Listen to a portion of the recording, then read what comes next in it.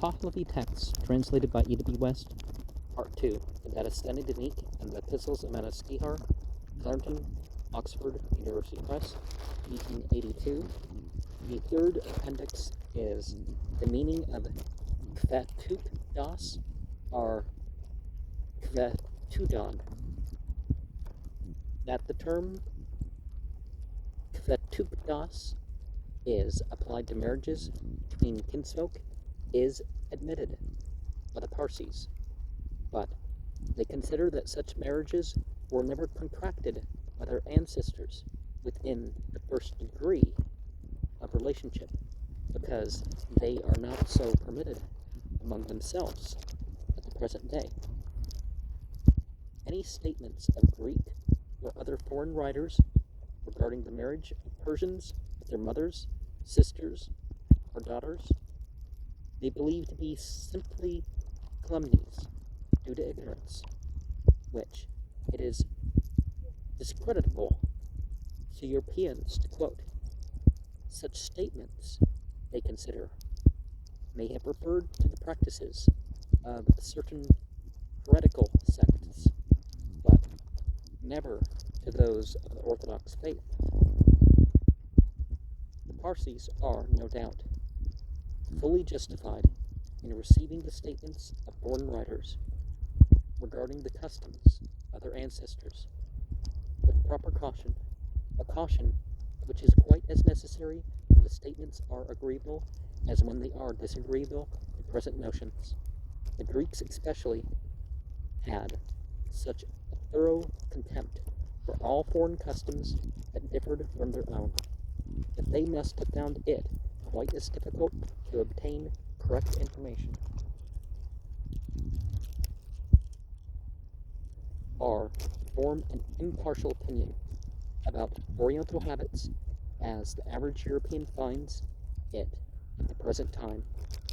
On the other hand, the Parsis have to consider the ancient Greek writers whose statements they repudiate were neither priests nor zealots, whose accounts of religious customs might be distorted by religious prejudices, but historians accustomed to describe facts as impartially as their information and nationality would permit. It is quite possible these writers may have assumed that such marriages were common among the Persians, merely because they had sometimes occurred among the Persian rulers. But such an assumption would be as erroneous as supposing that the marriage practices of the Israelites were similar to those of their most famous kings, David and Solomon, forgetting that an Oriental sovereign is usually considered to be above the law and not subject to it. Well, I think, or maybe implying the thing about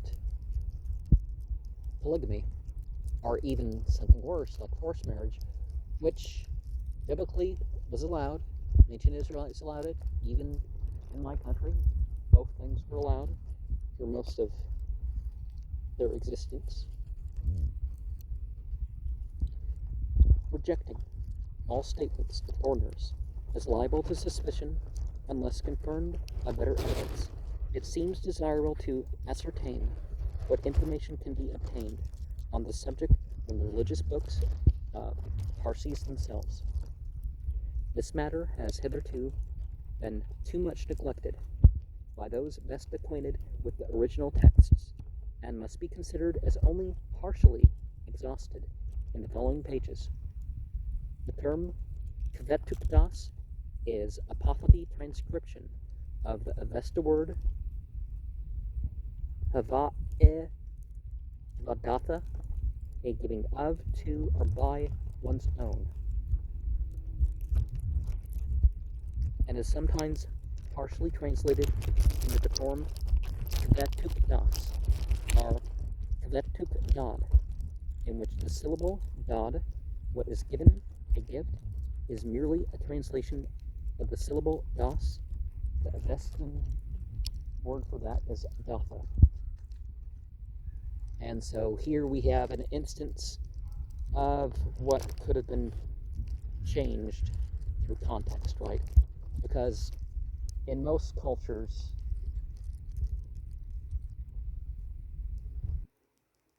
it is preferred to get the permission of the family to be married. The Avesta word Hava Etva Datha is not found in any of the Gathas or sacred hymns that are still extant and are usually considered the oldest portion of the Avesta, but its former component, Hava Etu, occurs several times therein, with the meaning one's own or kinsman, as distinguished from friends and slaves. The earliest occurrence of the complete word is probably in Yasna 13, verse 28, where it is mentioned as follows: I praise, some words left out, the righteous Hava et Havadatha, which is the greatest and best and most excellent of things that exist and will exist, which is Ahurian and Zarathustrian. This merely implies that Hava et Havadatha was a good work of much importance, which is also shown by Visparad 3:18, Ga 4:8, and Vistasp Yast 17, where the Hava et Havadatha, meaning the man who has accomplished that good work, is associated with youths, or specially righteous for other reasons. But there is nothing in any of these passages to indicate the nature of the good work. In Vendidad 8:35 and 36, we are told that those who carry the dead must afterwards wash their hair and bodies with the urine of cattle or draught oxen, not of men or women, except the two who are Hava et Havadatha and Hava et Havadathe, that is, male and female performers of Hava et Havadatha. This passage, therefore, proves that the good work might be accomplished by both men and women, but it does not absolutely imply that it had any connection with marriage. Turning to the Pahlavi translation of these passages, we find the transcription Khvetuk-Das, Khvetuk-Dat, or Khvetuk-Dasi, with explanations which add very little to our knowledge of the nature of the good work. Thus, the Pahlavi, Yasna 11:2, 28, well, there's a space in between, but I'm thinking that's supposed to be 13:28, merely states that it is declared about it that it is requisite to do it. The Pahlavi Vistasp Yast 17 asserts that the duty of Khvetuk-Das is said to be the greatest good work in the religion, that owing to it, Aharman, the demon of demons, is becoming hopeless, so that the dissolution of Khvetuk-Das is worthy of death, and the Pahlavi Vendidad 8:36 speaks of the two who are a Khvetuk-Dat, man and woman, that it is done by them. Another reference to Khvetuk-Das in the Pahlavi translations of the Avesta occurs in the Pahlavi Yasna 44, verse 4, as follows: Thus I proclaim in the world that which he who is Uharmazd made his own,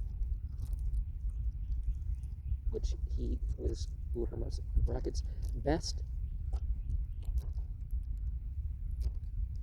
Khvetuk-Das, by aid of righteousness, Uharmazd is aware, who created this one to perform Khvetuk-Das, and through fatherhood, Yohuman was cultivated by him, that is, for the sake of the proper nurture of the creatures, Khvetuk-Das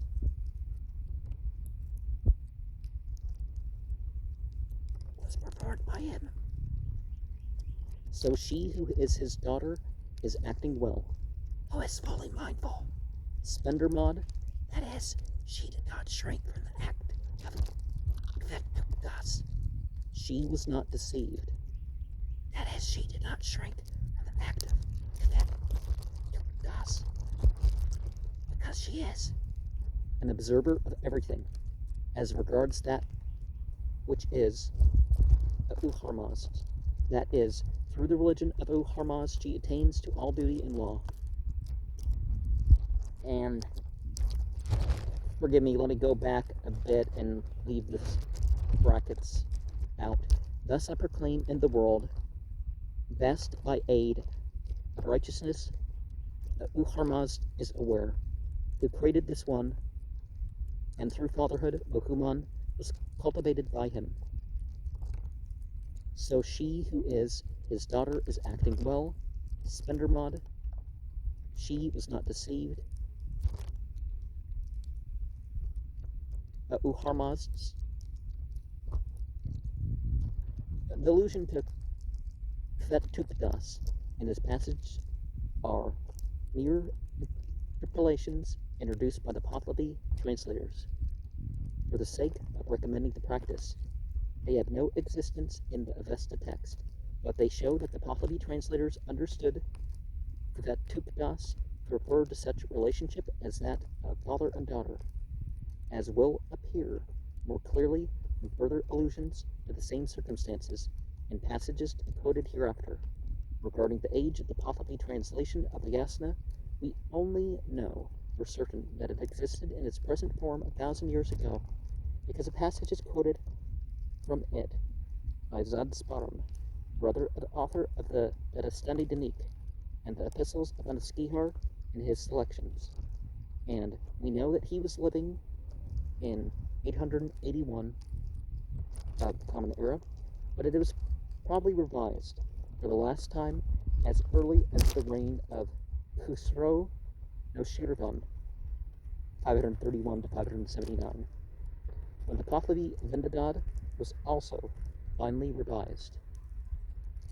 And you question what people think of the religious authority of something if they're editing it, right? The Pahlavi, while some people compile and determine as best they can, and they know it's not revelation itself or inspiration itself, the Pahlavi versions of the lost Gnostics must have been nearly of the same age as those of the extant Avesta, but the contents of these versions possess only certain statements of later writers. According to some of the modern Persian statements, the Dubas Uruged-Nosk contained many details about Khvetuk-Das, but this is contradicted by the long account of its contents given in the 8th book of the Deen Card, which was written more than 1,000 years ago, and in which Khvetuk-Das is not once noticed. Or maybe it was, they just talked about it in different terms, right? The practice is, however, mentioned several times in the Deen Card as an important good work noticed in the Gnostics, but no details are given, except in the following passages from the 9th book. First, regarding the latter portion of the 18th Fargard of the Varast Mansar Nosk, and this too, that thereupon they shall excite a brother and sister with mutual desire, so that they shall perform Khvetuk-Das with anonymity, and before midday are generated a radiance which is sublime, centered in the face, and peeping glances, Vinito milks, and they make the radiance, which is openly manifest, grow up in altitude, the height of 3 spears of a length of 3 reeds each, and after midday they have learned expulsion. Ranaki, and shall renounce the fiend who is before the destroyer. This is clearly an allusion to the Khvetuk-Das of brother and sister, as it can hardly be considered as merely referring to the arrangement of marriages between Second, regarding the earlier part of the 14th Vargard of Khvetuk-Das, and this too, that the performance of whatever would be a causer of procreation for the doers of actions is extolled as the perfect custom of the first Khvetuk-Das, because causing the procreation of the doers of actions is the fatherhood of mankind.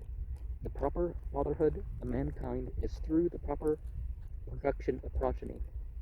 The proper production of progeny is the cultivation of progeny in one's own with the inclinations, kimiha, of a first wish, and the cultivation of progeny in one's own is Khvetuk-Das, and he who extols the fatherhood of mankind when it is a causer of the procreation of the doers of actions has also extolled Khvetuk-Das, and this too, that the proper nurture for the creatures by him whose wish is for virtue has taught him to perform Khvetuk-Das. Virtue is its virtue, even for this reason, because for the sake of maintaining a creature with propriety, he reckons upon the proper disposition of the multitude, that which is generated in the race by innumerable Khvetuk-Dases, and this too that Spenderbod is taught, as being in the daughterhood to Auharmazd, by him whose wisdom consists in complete mindfulness, even on this account, because wisdom and complete mindfulness are within the limits of Auharmazd and Spenderbod. Wisdom is that which is Auharmazd's, complete mindfulness is that which is Spenderbod's, and complete mindfulness is the progeny of wisdom, just as Spenderbod is of Auharmazd. And from this is expressly the announcement that by him who has connected complete mindfulness with wisdom, Spenderbod is taught as being in daughterhood to Auharmazd, and this too, the existence of the formation of that daughterhood is taught by him whose righteousness consists in complete mindfulness. The quotation merely shows that Khvetuk-Das referred to connections between near relations, but whether the subsequent allusions to the daughterhood of Spenderbod had reference to the Khvetuk-Das of father and daughter is less certain than in the case of the Pahlavi Yasna 44 or previously quoted. Now, we actually might see that in the Achaemenid revival that things may have been changed, because that's the earliest reference that we have to this being actually, that's in marriage or incest or whatever, well, ritual incest. Yeah. See, this proves the danger of conservatism, right? Conservativists said it can go to this length. Third, regarding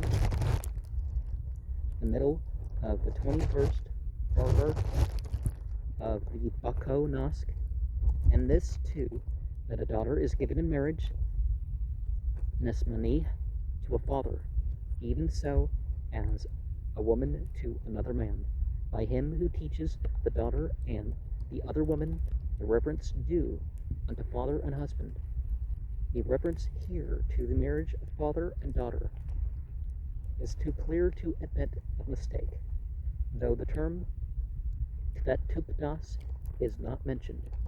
Next in age to the Pahlavi versions of the Avesta, we ought perhaps to place the book of Ardaviroth, because we are told, Ardaviroth chapter 1 verse 35, regarding Viroth, that there are some who call him by the name of Nikshapur, and this may have been the celebrated commentator of that name, who was a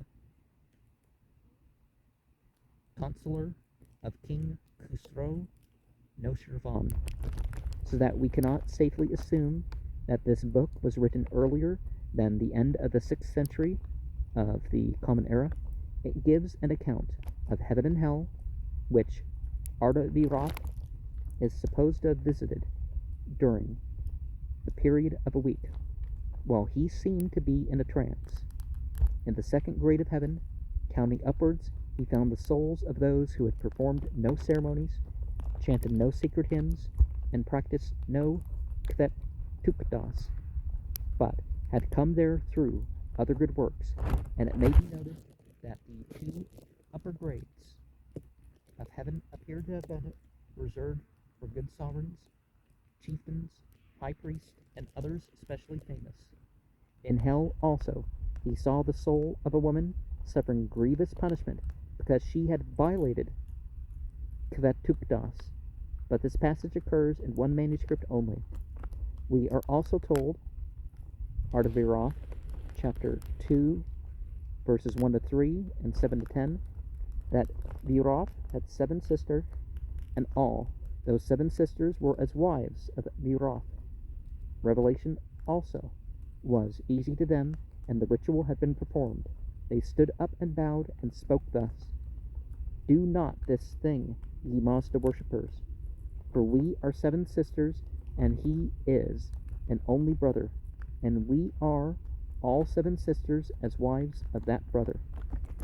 This passage, supposing that it really refers to marriage, seems to attribute an exaggerated form of the Khvetuk-Das, a brother and sister, to Viroth, as a proof of his extraordinary sanctity, but it can hardly be considered as a literal statement of facts any more than the supposed case of a woman having married 7 brothers successively, mentioned in Mark 12, verse 20 to 22, and Luke 20, verse 29 to 32. Well, the brothers could have been from a different family. The sisters could have been from a different family. But if it's being practiced as like a royal thing in particular, you know, that could be how it went down. You do have people close enough in age in family when you're having, you know, even a year and a half apart.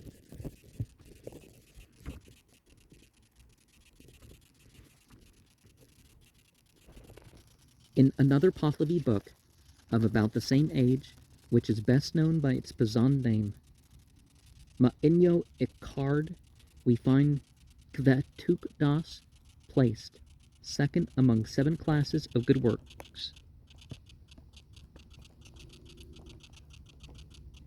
Ma'inyo Ikard 4, and 9th among 33 classes of the same. Ma'inyo Ikard 37:12, and the dissolution of Khvetuk-Das is mentioned as the 4th in point of heinousness among 30 classes of sin. Ma'inyo Ikard 36, verse 7. In the Bahmanyast, which may have existed in its original Pahlavi form before the Islamic conquest of Persia, it is stated that, even in the perplexing time of foreign conquest, a righteous man continues the religious practice of Khvetuk-Das in his family. The 3rd book of the Deen Card, which appears to have been compiled by the last editor of that work, contains a long defense of the practice of Khvetuk-Das, forming its 82nd chapter, which may be translated as follows: On a grave attack, Hu Gira Yisno, of a Jew upon a priest, which was owing to asking the reason of the custom, Ahanko, as to Khvetuk-Das, and the reply of the priest to him from the exposition of the Mazda worshipping religion. That is, as one complaining about wounds, damage, and distress comes on, it is lawful to dispute with him in defense, begirt with legal opinion. Da distano parvand, and the consummation of the accusation of an innocent man is averted. So of the creatures, the indivisible connection of their own power to fellow creatures and their own race, through the perpetuousness of the protection and preserving influence of the sacred beings is a girdle, and the consumption of the mutual assistance of men is Khvetuk-Das. The name is Khvetuk-Das, which is used when it is a giving of one's own, Kves, Dahesani, and its office, Gos, is a strong connection with one's own race and fellow creations, through the protection and preserving influence of the sacred beings, which is, according to the treatises, the union of males and females of mankind of one's own race in preparation for and connection with the renovation of the universe. That union, for the sake of proceeding incalculably more correct, is among the innumerable similar races of mankind, that with near kinsfolk, Naban as ist ano, and among near kinsfolk, that with those of next of kin, Nazd, Pod von Dano, and the mutual connection of the three kinds of nearest of kin, Nazd, Pod, which are father and daughter. So, and she who bore him, and brother and sister is the most complete, by Vierkar that I have considered.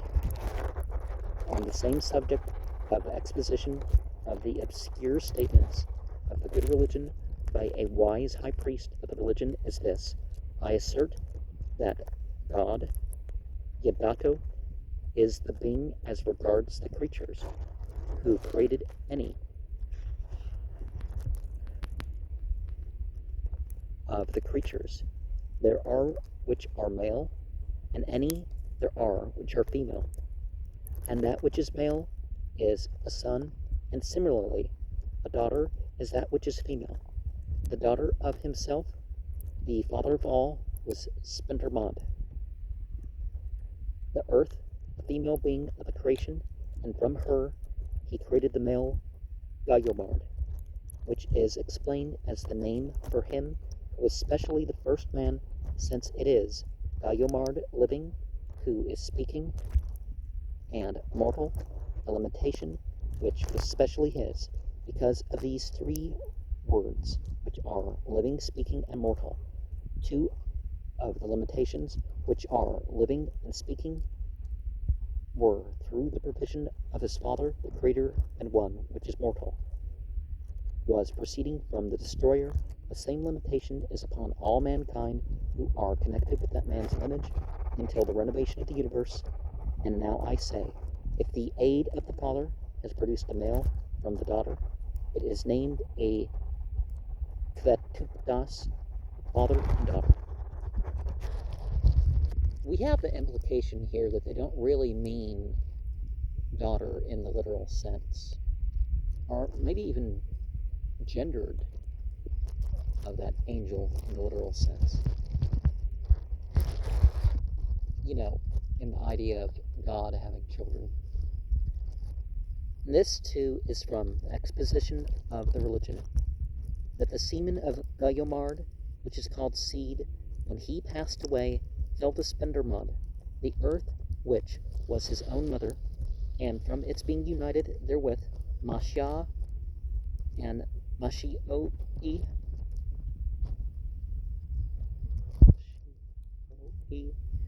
were the son and daughter of Gayomard and Spendermod, and it is named the Khvetuk-Das of son and mother, and Mashia and Mashioi, as male and female, practice the quest of offspring one with the other, and it is named the Khvetuk-Das of brother and sister, and many couples were begotten by them, and the couples became continually wife and husband.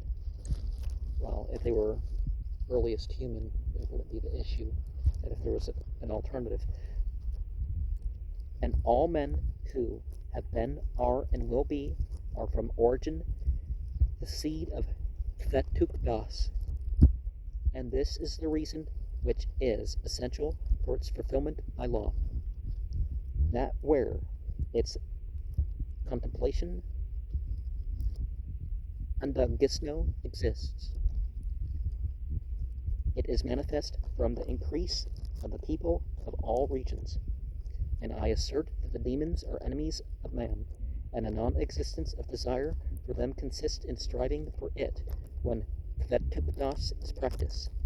It then becomes their reminder of that original practice of contemplation, which is the complete gratitude of men, and has become his who is inimical to them. Grievous fear, distress, and anguish also come upon them. Their power diminishes, and they less understand the purpose of causing the disturbance and ruin of men. And it is certain that making the demons distressed, suffering, frightened, and weakened is thus a good work, and this way of having reward and of recompense is the property of the practicers of such good works. And I assert that the goodness of appearance and growth of body, the display of wisdom, temper, and modesty, and excellence of skill and strength, and also the other qualities of children, are so much the more as they are nearer to the original race of the begetter, and they shall receive them more perfectly and more gladly. An example is seen in those who spring from a religious woman who is gentle, believing the spiritual existence, acting modestly, of scanty strength, who is a forgiver and reverential, and from a mail-clad Kapar warrior of worldly religion, who is large-bodied and possessing strength, which is stimulating Agar, his stout heart, while he begets.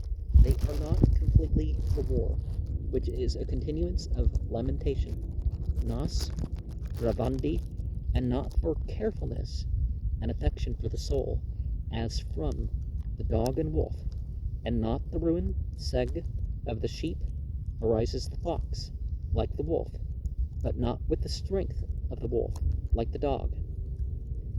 And it does not even possess its perfect shape, nor that of the dog, and they are like those which are born from a swift Arab horse, and a naked dam,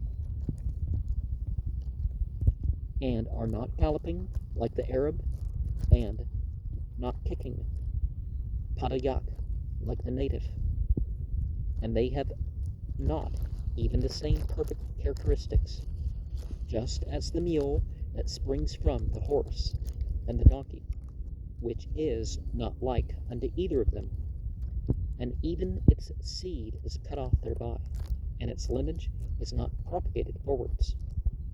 And this is the advantage from the pure preservation of race. I assert that there are 3 species of and kinds of affection of sister and brother, for that which shall be born of them. One is this, where it is the offspring of brother and sister. One is this, where the offspring is that of brothers and their sister. And one is this, where it is the offspring of sisters.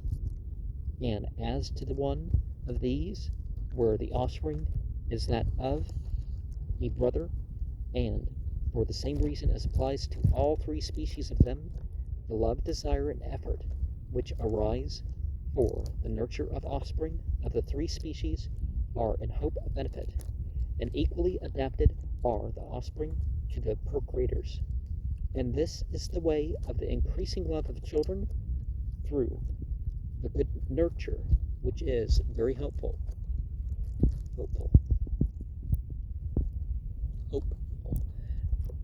And so also are those who are born of father and daughter, are son and mother. Light flashed forth thus toe, or unflashed, apar nocto, is always seen at the time when it is much exposed, and pleased is he who has a child of his child, even when it is from someone of a different race and different country. That too has then become much delight, vayag, which is expedient, that pleasure, sweetness, and joy which are owing to a son that a man begets from a daughter of his own, who is also a brother of that same mother, and he who is born of a son and mother is also a brother of that same father. This is a way of much pleasure, which is a blessing of joy, and no harm is therein ordained that is more than the advantage, and no vice that is more than the well-doing.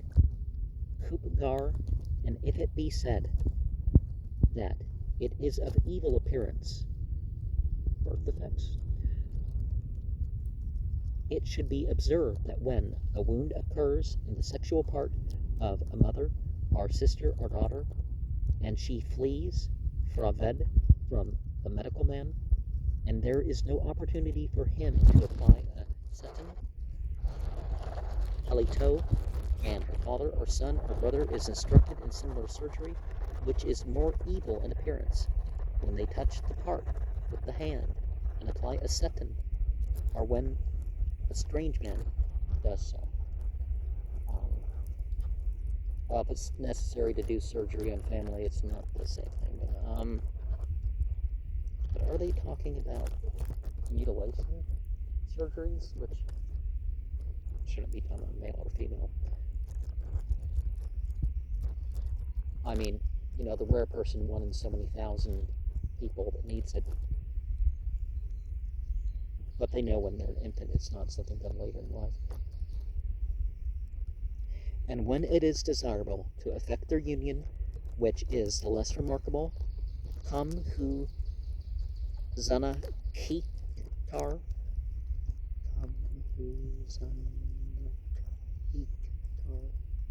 in evil appearance, and when they are united, hamdva dihen, by them in secret, such as when the hearing of the written contract,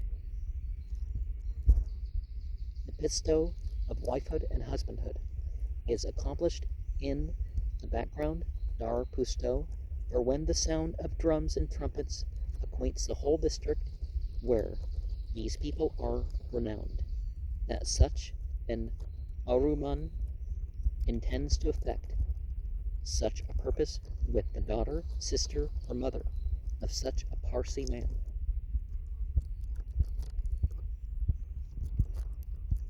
On this account, of less evil appearance is even the good appearance, which is to be mutually practiced, and after the mode is seen, even the advantageousness in the accomplishment of the daily duty of concealing disgrace, the mutual desire, the mutual advantage and harm, and the contentment which arise as to whatever has happened, are also mutual assistance.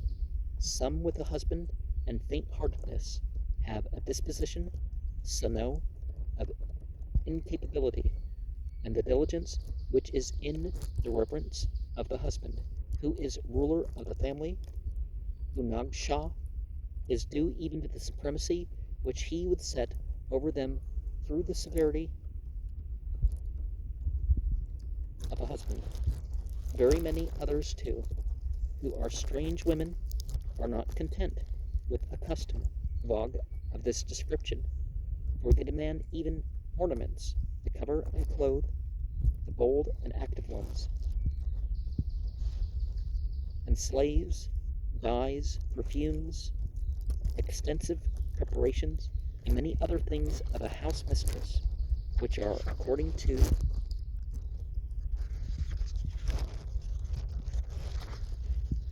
their desire, though it is not possible they should receive them, and if it be not possible, they would not accept retrenchment, and if they should not accept retrenchment, it hurries on brawling, abuse, and ugly words about this, and even uninterrupted falsehood. Avis istak Ik-Zur, is diffused as regards it, of the secrets moreover which they conceal, they preserve night and day, a bad representation, and unobservantly they shall take the bad wife to the house of her father and mother. The husband is dragged to the judges, and they shall form a district assembly, Chateau and Gesso.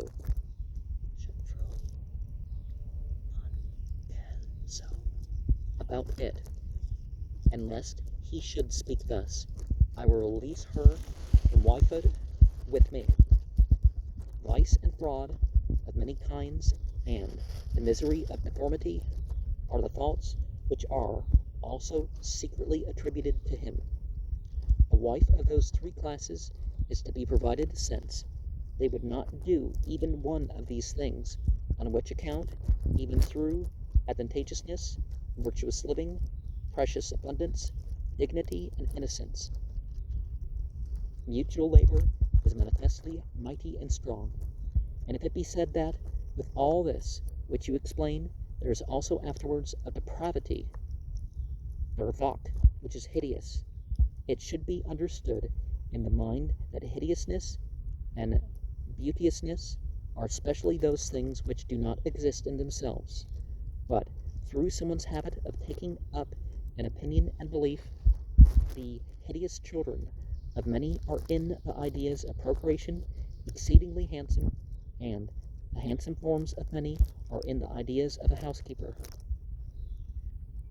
Kano Pano, exceedingly ugly, we consider him also as one of our enemies.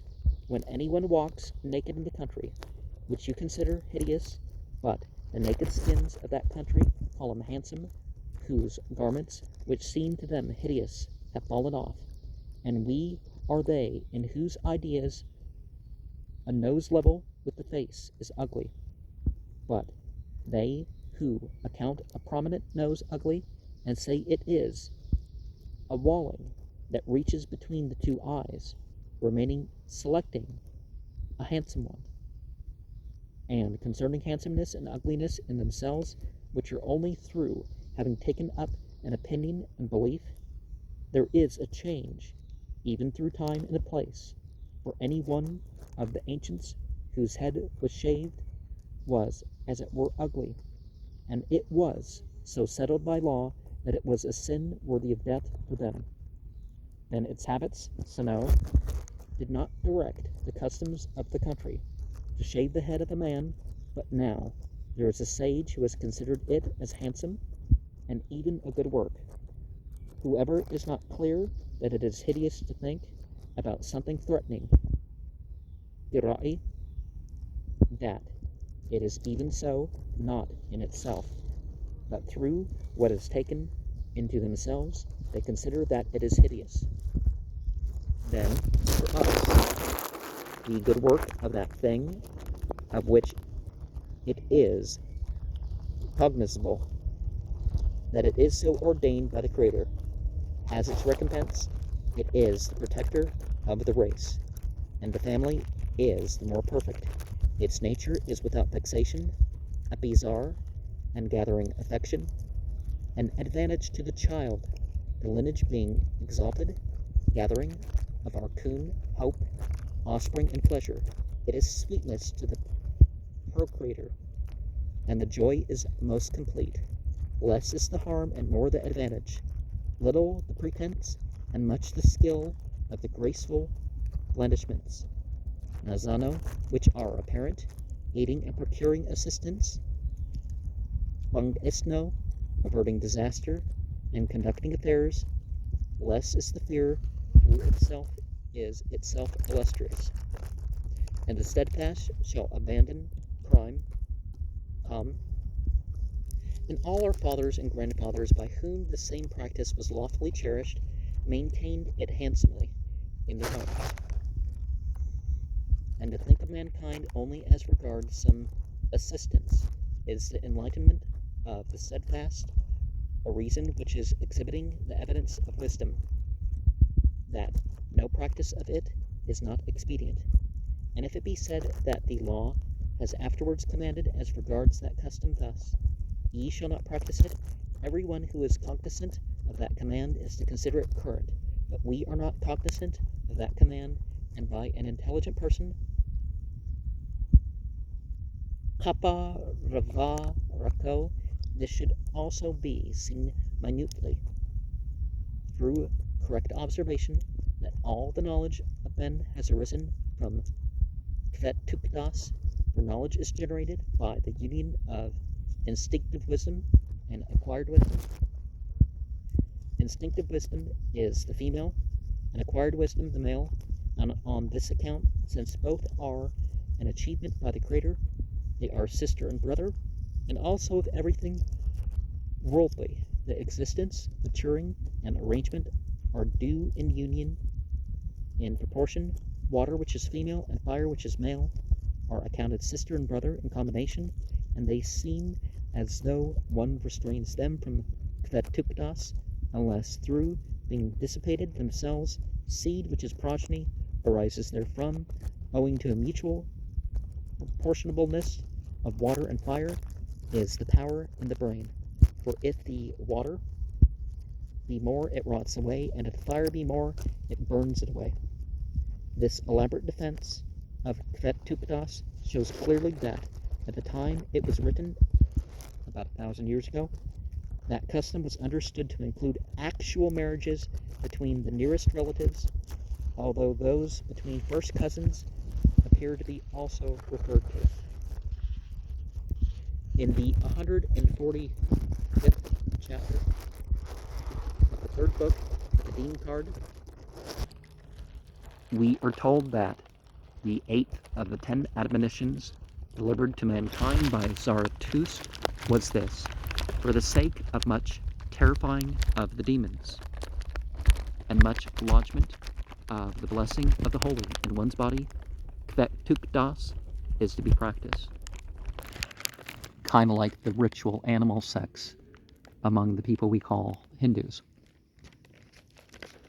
And the following chapter informs us that opposed to the admonition of the righteous, Zoroastrianism, of practicing Khvetuk-Das for the sake of much terrifying of the demons from the body of man, and the lodgment of the blessing of the holy in the body, the wicked wizard, Akto, the enemy of the good man, on account of the perplexing living which would arise from his practicing Khvetuk-Das, preferred not practicing Khvetuk-Das. The practice is also mentioned in the 287th chapter of the same book in the following passage: the welfare of the aggregate of one's own limb formations, those which exist through no labor of one's own, and have not come to the aid of those not possessing them. Anafsmanan, owing to their own want of gratitude, even one of a previous formation has to eulogize suitably, and this which has come completely establishing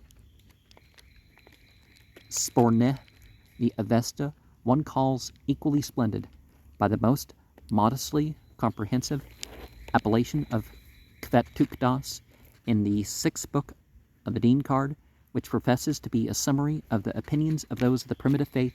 We are told that when the good work of Khvetuk-Das shall diminish, darkness will increase, and light will diminish. In the 7th book of the Dean Card, which relates the marvels of the Mazda-worshipping religion, we are informed that it was recounted how Gayomard, having passed away, it was declared secondly, as regards worldly beings, to Masya and Masyaoe, the first progeny of Gayomard, by the word of Auharmazd, that is, he spoke to them when they were produced by him. Thus, you are the men I produce. You are the parents of all bodily life. Men as in humans. And so, you people shall not worship the demons, for the possession of complete mindfulness has been perfectly supplied to you by me, so that you may quite fully mindfully observe duty and decrees. And the creativeness of Auharmazd was extolled by them, and they advanced in diligence. They also performed the will of the Creator. They carved parca venido advantage out of the many duties of the world, and practiced Khvetuk-Das through the procreation and the union and complete progress of the creations in the world, which are the best good works of mankind. The following passage also occurs in the same book. Then Zarathustra, on becoming exalted, called out unto the material world of righteousness, to extol righteousness, and downcast are the demons, and homage being the Mazda worship of Zarathustra, the ceremonial and praise of the archangels are best for you, I assert, and as to depreciation, ayaz isni of the demons, Khvetuk-Das is even the best intimidation, so that from the information which is given as to the trustworthiness of a good work, the greatest is the most intimate of them, those of father and daughter, son and she who bore him, and brother and sister. It is declared that upon those words innumerable demon-worshipping keeks and crops disputed saw Risado with Zarathustra and strove for his death, just like this which Revelation states. It is then the multitude clamored, Mar Bara Virad, who are in vicinity of the seat of Tur, the well afflicting, holder of decision, and the shame of the brother of Tur arose, like that of a man whose shame was that they spoke of his Khvetuk-Das, so that he might perform it. This Tur was Turi Ur Vaita Song, the little giving who was like a great sovereign of that quarter, and he maintained many troops and much power. And the multitude told him they would seize that great one from him who is little. But Turi Ur Vaita Song, the little giving and well afflicting, spoke thus: Should I thereupon smite him, this great one who mingles together those propitious words for us, where we are thus without doubt as to one thing therein, such as Khvetuk-Das, that it is not necessary to perform it, it would make us ever doubtful that it might be necessary to perform it. And Zarathustra spoke to him thus: I am not always that reserved speaker by whom that I have mentioned is the most propitious thing to be obtained, and inward speaking and managing the temper are a Khvetuk-Das, and the high priest who has performed it is to perform the ceremonial. This passage attributes to Zarathustra himself the enforcement of next of kin marriage, but it is hardly necessary to point out that the Dean card only records a tradition to that effect, which record may be quoted as evidence of the former existence of such a tradition, but not as testimony for its truth. It is also worthy of notice that this tradition clearly shows that such marriages were distasteful to the people in general, but this might naturally be inferred from the efforts made by religious writers to assert the extraordinary merit of Khvetuk-Das, because customs which are popular and universal require no such special recommendation from the priesthood. In the Dadastani Dinik, 3782, 64.6, 65.2, 77.4 and 5, allusions are made to the Khvetudad, a brother and sister, formed by the progenitors of mankind. We are also told that Khvetudad is to be practiced till the end of the world, and that to occasion it, among others, is an effectual atonement for heinous sin. Dadastani Dinik, 77, 6 and 7, 78, 19. But it is not certain that the term is applied in these latter passages to marriages between the nearest relatives. For later particulars about Khvetuk-Das, we have to descend to the darkest ages of Mazda worship, those in which the Rivayats are records of religious legends, customs, and decisions began to be compiled of the earlier rivayats such as the Shayast, Lashayast, and Vigurkardi Dinik, which were written in Pahlavi. Few remain extant, but the latter ones, written in Persian, are more numerous and very voluminous. And I believe that some of those are available to share at some point. You need to acquire them first, though. A Pahlavi Rivayat, which precedes the Dadastani Dinik in many manuscripts of that work, devotes several pages to the subject of Khvetudad, which fully confirm the statements of the defender of the practice quoted above from the Deen card 382. Oh, chapter 3 and chapter 82, right? Or is it verse 82? Because we're Roman numerals, so I'm assuming it's the chapter. The age of this Pahlavi Rivayat is quite uncertain. It is found in a manuscript written in the 16th century of the Common Era. But as it does not mention the marriage of first cousins, it was probably compiled at a much earlier period, more especially as it is written in fairly grammatical Pahlavi. The following extracts will be sufficient to show how far it confirms the statements of the Deen card. Of the good works of an infidel, this is the greatest, when he comes out from the habit of infidelity into the good religion, and of one of the good religion remaining backward, akarman, at the time when his ritual is performed. This is a great good work. When he performs a Khvetudad, for through that Khvetudad, which is so valuable a token of monster worship, is the destruction of demons, and of Auharmazd it is declared, as regards the performance of Khvetudad, that when Zarathustra sat before Auharmazd and Bohuman, Artavahist, Shatva Uro, Horvadad, Amerodad, and Spendermad sat around Auharmazd, and Spendermad sat by his side.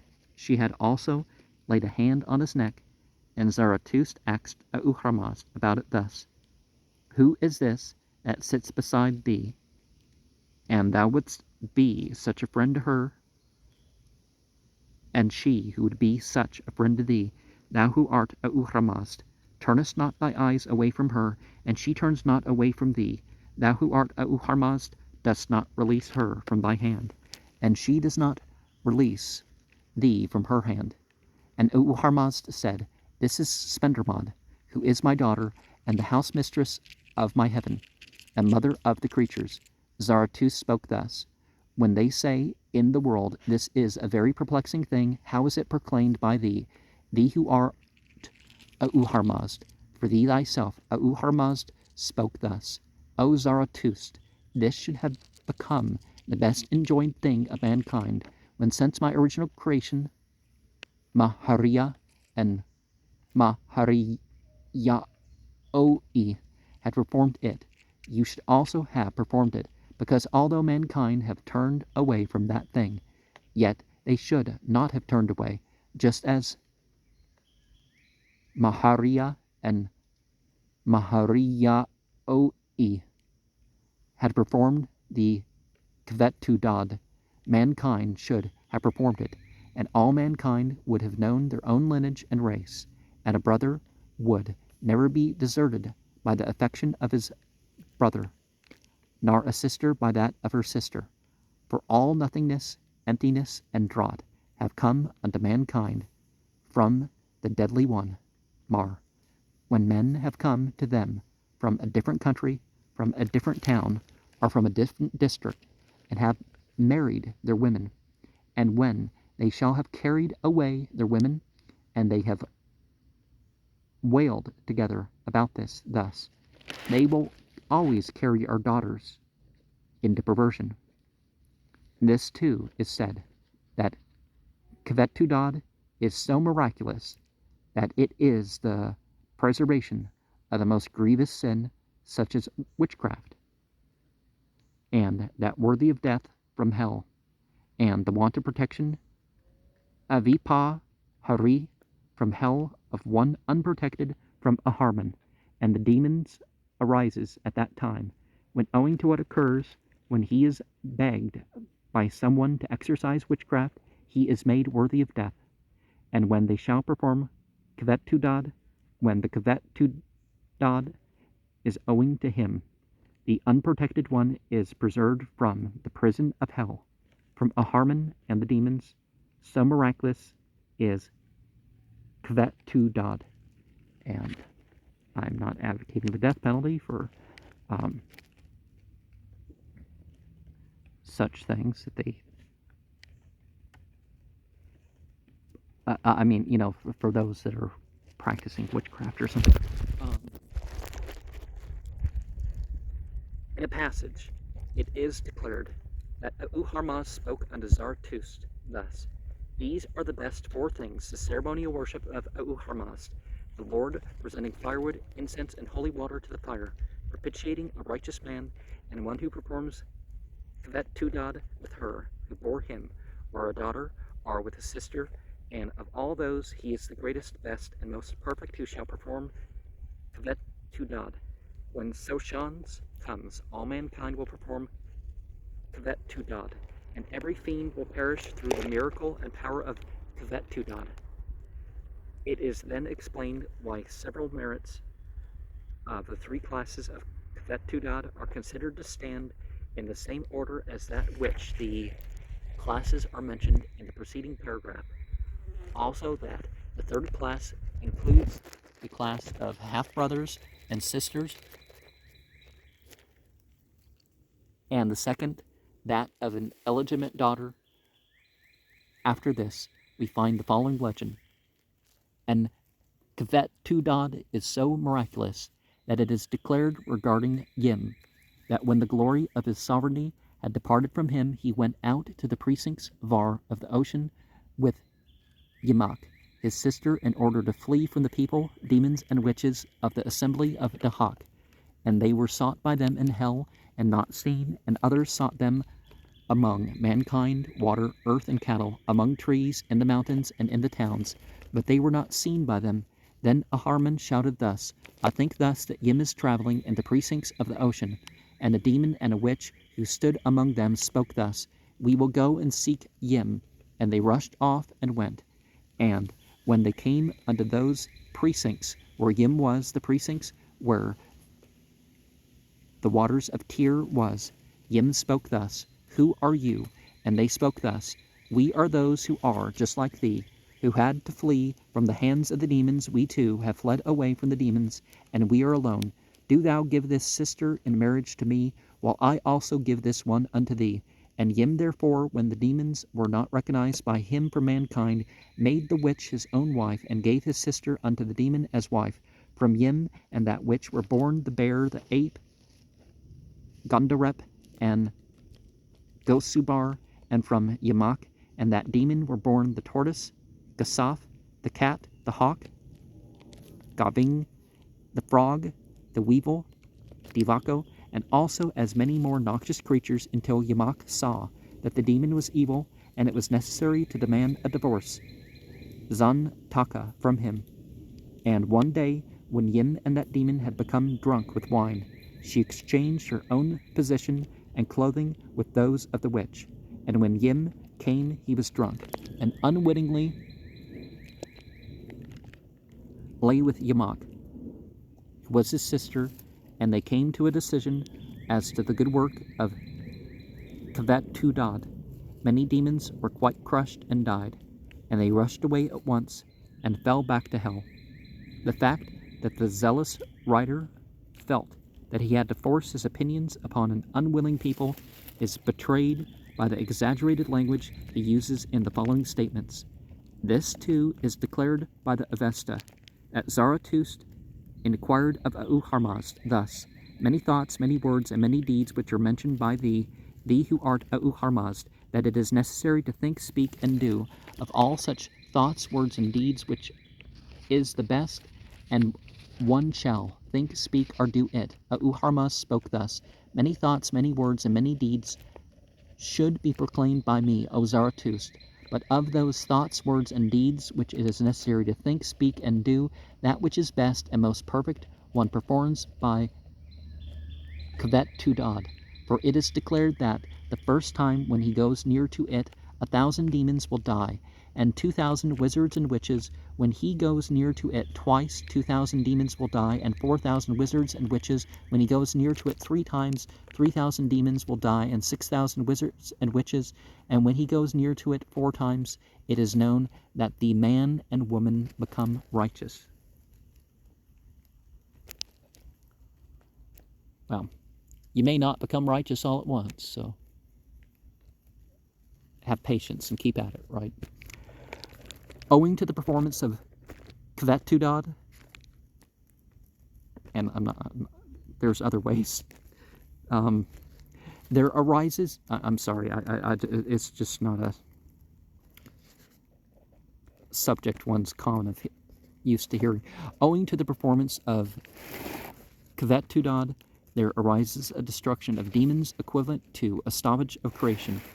And though afterwards some of those men and women shall become wizards, or unlawfully slaughter 1,000 sheep and beasts of burden at one time, or shall present holy water to the demons, yet on account of that destruction and vexation of the demons which has occurred to them, owing to the Khvetudad, it does not become comfortable to them while completed, and it is not believed by them that the souls of those people will come to us. And so there are rituals in Nepal and India and stuff where they slaughter massive amounts of animals, rather than just, picking 1 slaughter or 2 slaughters, and then distributing the meat. They so much that it seems like, how can there not be waste? Whoever keeps 1 year in a marriage of Khvetudad becomes just as though 1/3 of all this world, with the water, with the trees, and with the grain, had been given by him as a righteous gift unto a righteous man. When he keeps 2 years in the marriage, it is as though 2/3 of this world, with the water, trees, and grain, had been given by him unto a righteous man. When he keeps 3 years in the marriage, it is as though all this world, with the water, with the trees, and with everything, had been given by him as a righteous gift unto a righteous man. And when he keeps 4 years in his marriage, and his ritual is performed, it is known that his soul thereby goes unto the supreme heaven, Gorodman, and when the ritual is not performed, it goes thereby to the ordinary heaven, Vahisto. And so, first you get a world worth of deeds, and then you make your way up, right? But as we've seen elsewhere, that there's other ways that that sort of thing was believed to have been the case. Zarathustra inquired of Harmas thus, as to the man who practices Khvetudad and his rituals performed, and he offers a ceremonial Yazis no Ae, is the good work of it such as if one without Khvetudad had offered it? Or which way is it? Harmas said, it is just as though 100 men without Khvetudad had offered it. So we have, the multiplication of deeds idea going on. But as we've seen before, it does not become comfortable to them while completed, and it is not believed by them that the souls of those people will come to us. Well, yeah, no matter how much you believe some things, there still could be aversion to a practice.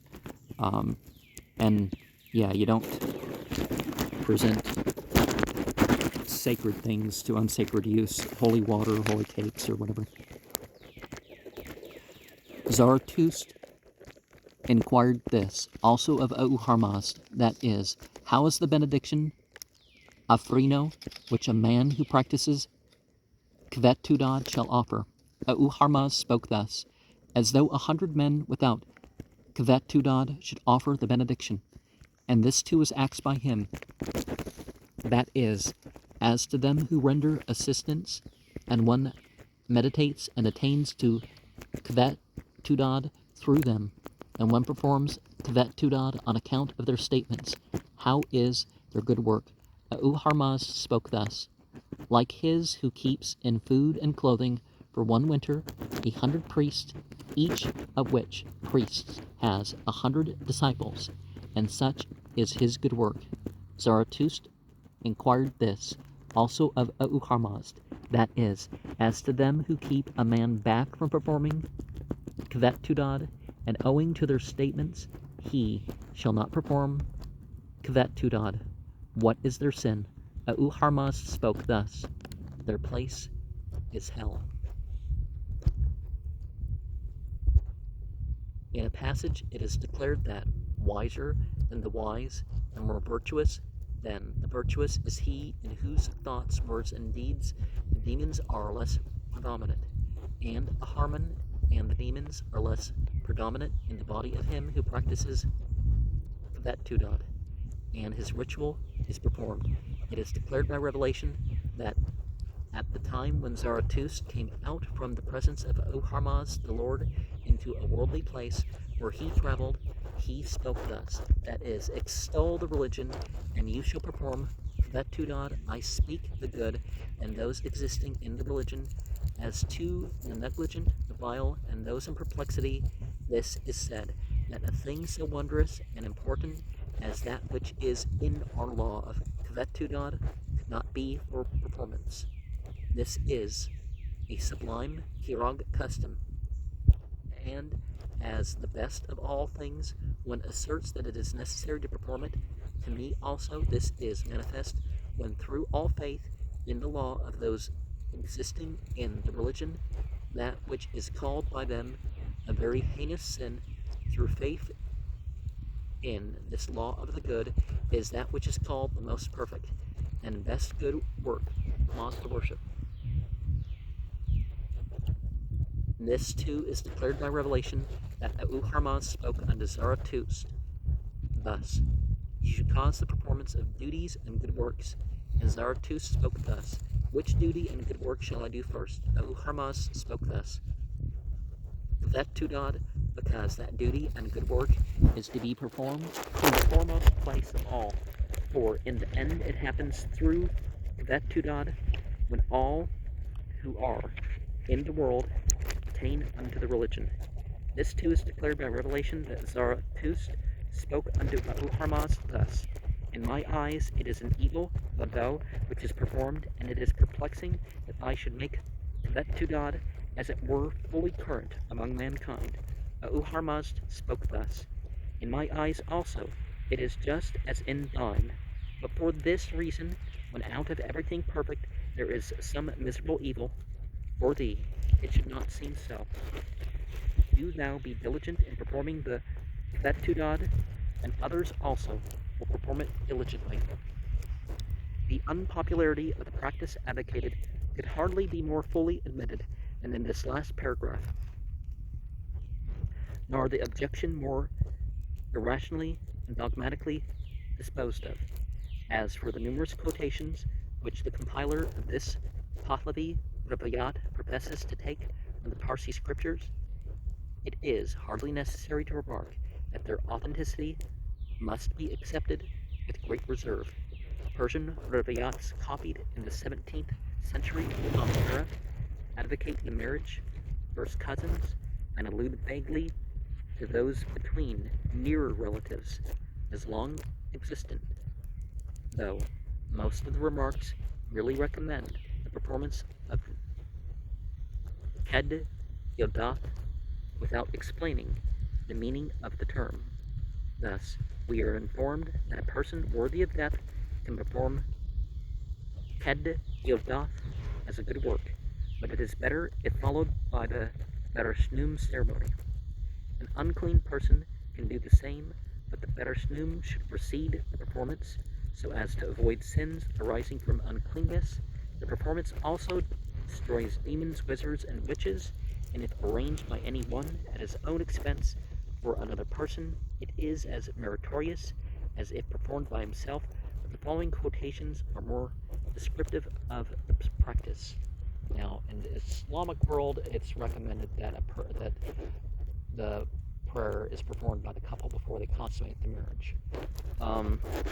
And they have a list of relations and stuff that you are never to marry in Surah 4, which includes some which in America, and I'm not talking about Jersey, I hope they change that law in Jersey. You know, like you can't marry your ex-spouses of your parents, and that sort of thing. Again, whereas the great wisdom of the king and of the assembly of priests fully understands that the ceremony of all the religious rites is a great and good work, besides that which is called Khvetudad, yet in those days both had fallen out of their hands. But they will make an endeavor so that they may form connection with their own, and on account of the Muslims, the connection is a medium one, better than that of an infidel. And Ormazd has said that by as much as the connection is nearer, it is more of a good work, and they display their endeavor and effort, and give the son of a brother and daughter of a brother to each other, and such, just as this is said, I establish the performer of Khvetudad, I establish the patrol of the country. Even on this account, they certainly display an endeavor. Query: how are the connections that relations form? Reply: a brother's children with a brother's children, and a sister's children, and relations with another form connections, and it is proper for them. Khvetudad is that which is a good work, and is fallen out of their hands owing to the reason that there is no king of the good religion, and if it be so, they will make an endeavor, and will form connections with their own, and will give the son of a brother and daughter of a brother to each other. And if it is not proper, and every such connection as is nearer is more of a good work, and the mode they will act who are at first without a king will be an infidel one, and to form connections among themselves will be very difficult. Now the king, is a Muslim, but that which is nearer and better, and more of a good work. These quotations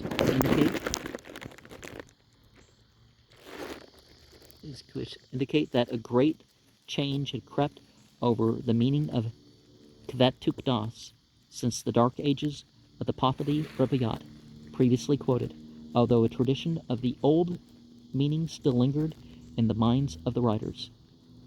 Now, the Muslim rulers were commanded by their faith to not allow the next of kin marriage. I mean, as far as, the incestuous marriage, and they weren't allowed to allow forced marriages and polyandry and that sort of thing.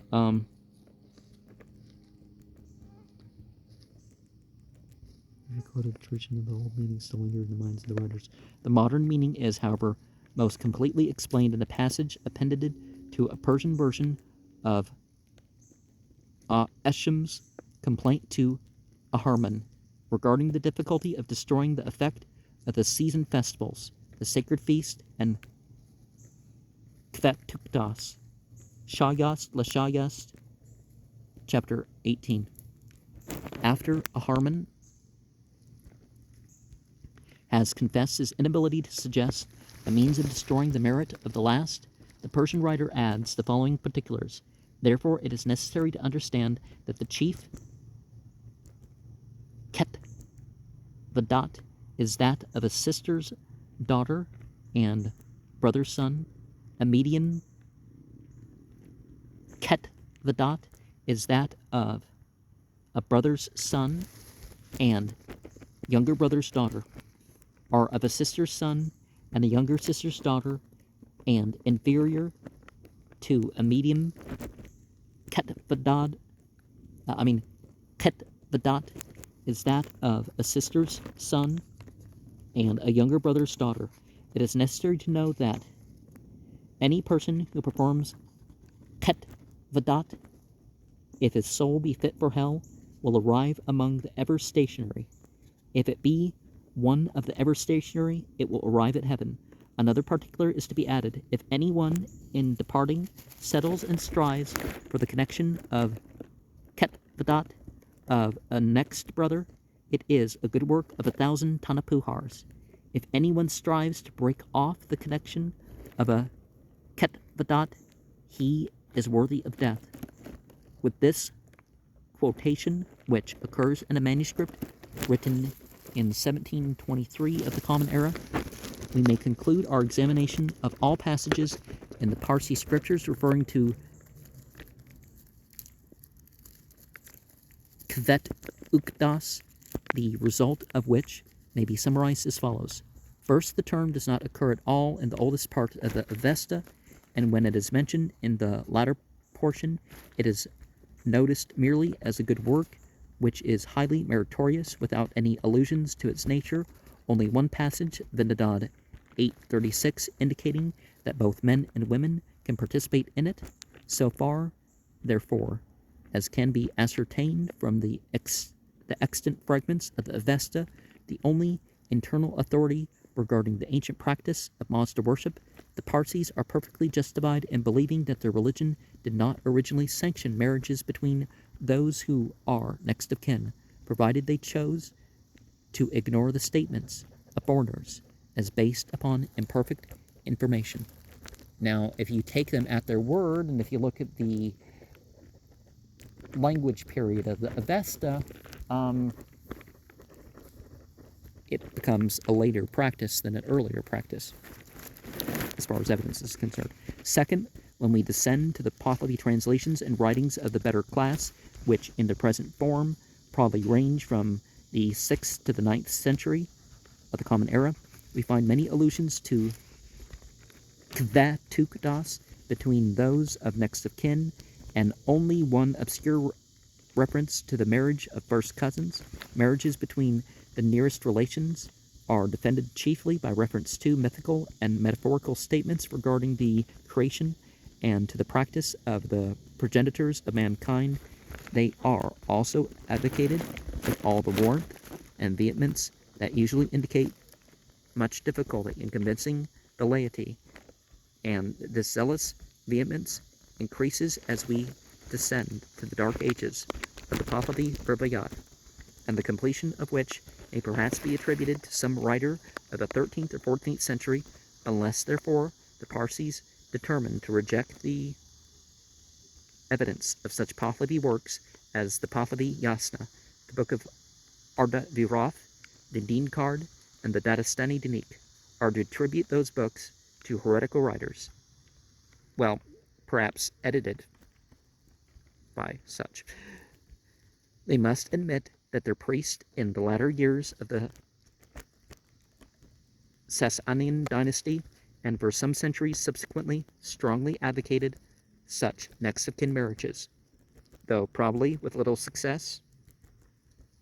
That a practice now reprobated by all Parsis should have been formally advocated by their priests as a religious duty need not excite the surprise of those who consider how slavery has been advocated by many Christians, and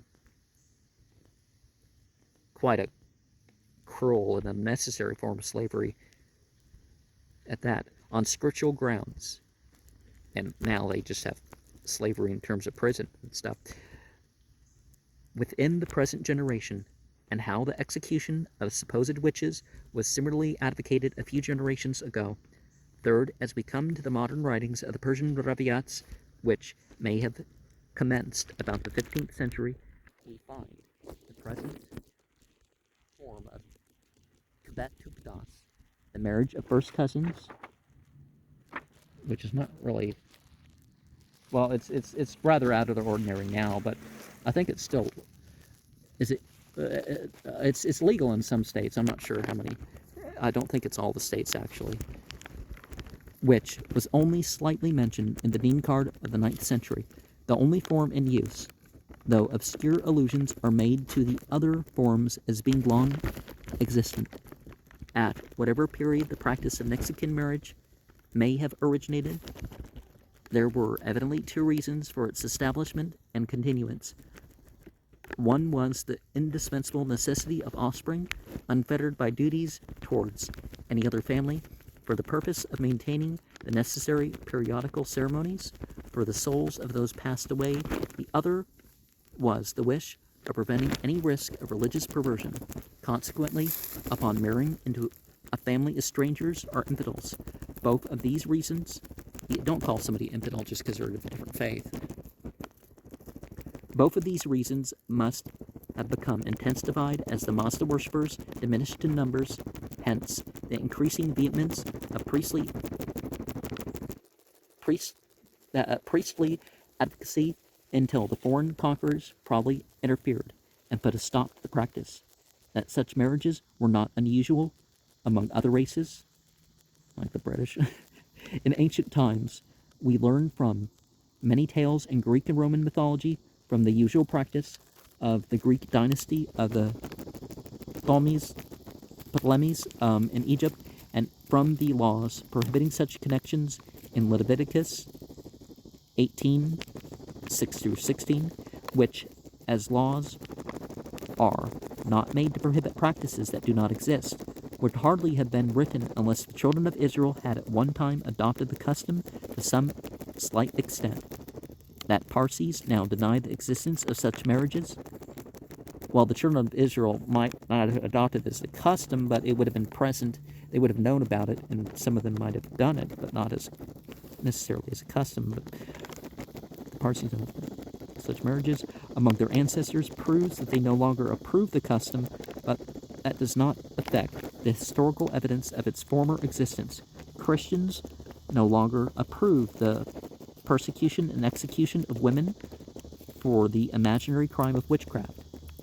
Well, what if it's the real crime of witchcraft? The Bible certainly supports, and a lot of Christians still believe in those passages of the Bible, which presents an ever threat because they're going to label every other faith that's not the type of church that they would have. Some of them.